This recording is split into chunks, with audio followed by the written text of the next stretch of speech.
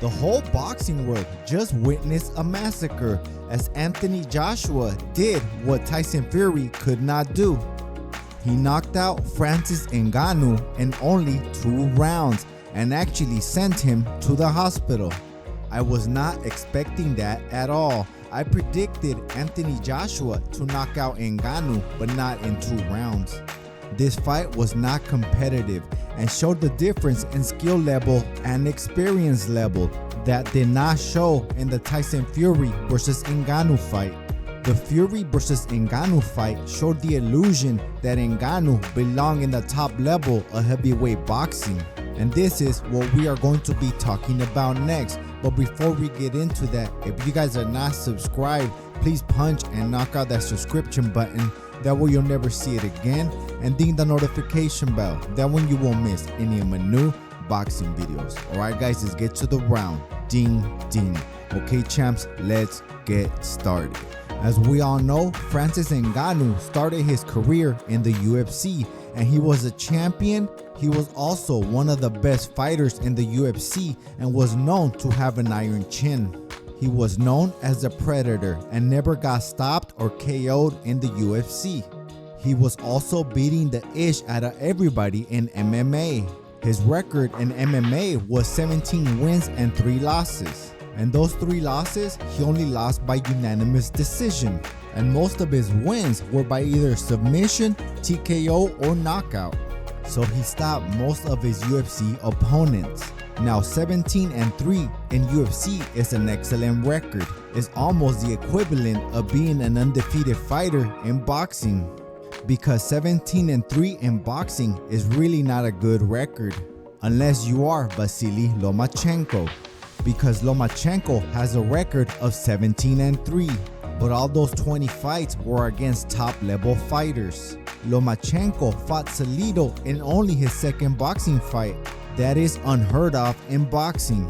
So Ngannou conquered MMA, but now he tried to see how he would do in boxing. And he did not take baby steps and challenge a C-level fighter. He went straight for the best in Tyson Fury. And that fight took place in Saudi Arabia, hosted by His Excellency Turki Al-Sheikh. And the whole boxing world did not give any chance to Ngannou to beat Tyson Fury.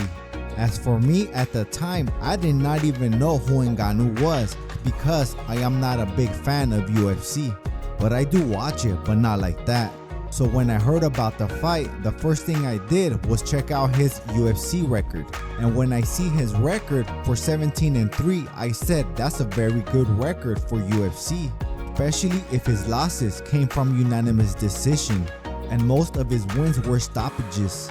I knew he had a better record than Lyoto Machida, and I was a Machida fan before.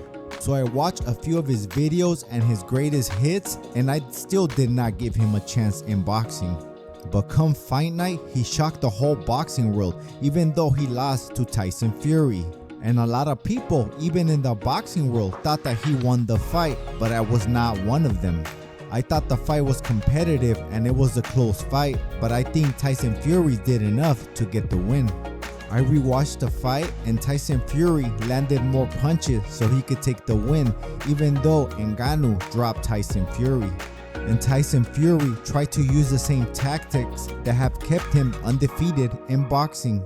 He tried to wrestle with Ngannou and put all his weight on top of him. But none of that worked on Ngannou because Ngannou is coming from the UFC where wrestling is a necessity.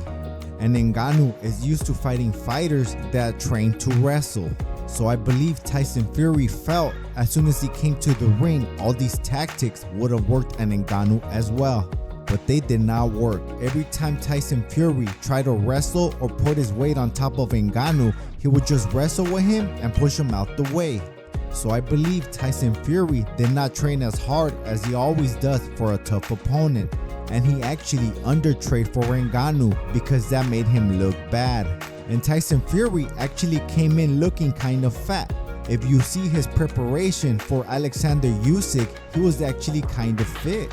But I believe that's the reason that Tyson Fury got dropped. But since Tyson Fury is a seasoned fighter, he used his experience to win the fight. Also, in every single round, Francis Ngannou kept changing from orthodox to southpaw, trying to confuse Tyson Fury, kind of like George Kambosos tried to do to Devin Haney on their second fight. So none of these tactics were working on Ngannou, that Tyson Fury got frustrated that he throws an elbow, and the whole MMA world and boxing world saw this. So to me, Tyson Fury cheated, but it did not do anything to Ngannou, because in the UFC they are allowed to throw elbows, but nobody really talked about that elbow. So Tyson Fury almost lost that fight because he took Ngannou lightly. So after that performance from Ngannou, the whole boxing world knew Ngannou, and he was the hottest thing smoking in the boxing world. And everybody kept talking about the fight for a good while, and he was actually ranked as a heavyweight boxer, even though he only had one fight, and that one fight was a loss. Now fast forward to the present time, and today was Ngannou versus AJ. And because of Ngannou's performance with the Tyson Fury fight, a lot of people gave Ngannou a fighting chance, especially all the people in the MMA world.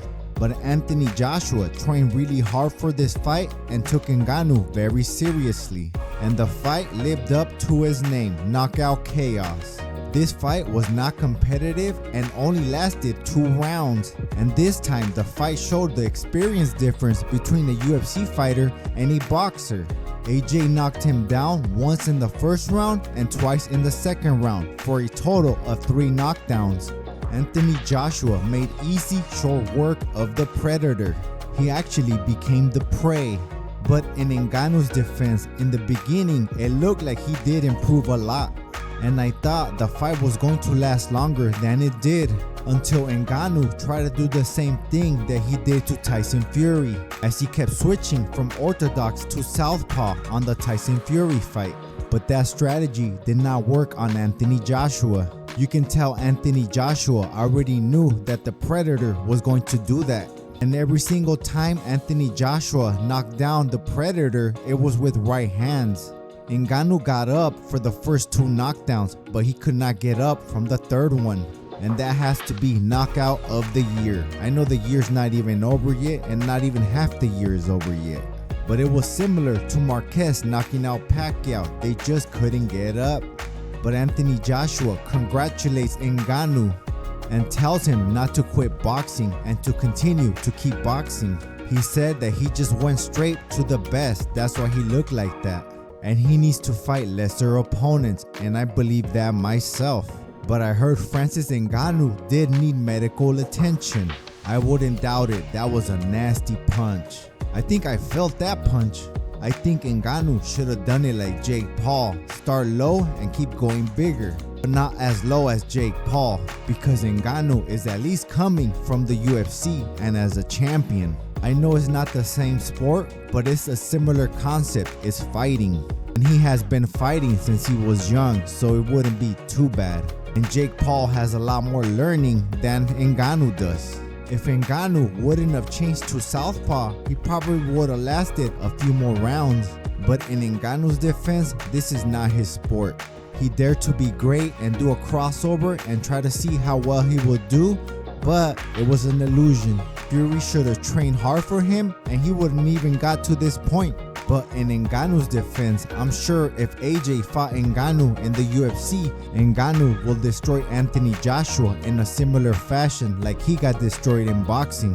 But the UFC does not make a lot of money, so I doubt any boxer will do a crossover to the UFC. If you notice, it's only UFC fighters that want to fight boxers because of the big payday. But Ngannou stated that he is not done with boxing, but he may go back to the UFC. Do you guys think the Predator should keep on boxing? I personally do. He really didn't look that bad until he switched from orthodox to southpaw. I still want to see him fight a lower level, older fighter to see how he does. Maybe like Chris Arreola or Dominic Breazeale. Comment below and I'll write to everyone back. If you guys like the show, like the video, share the video, subscribe, and that's it for me, champs. I gotta roll.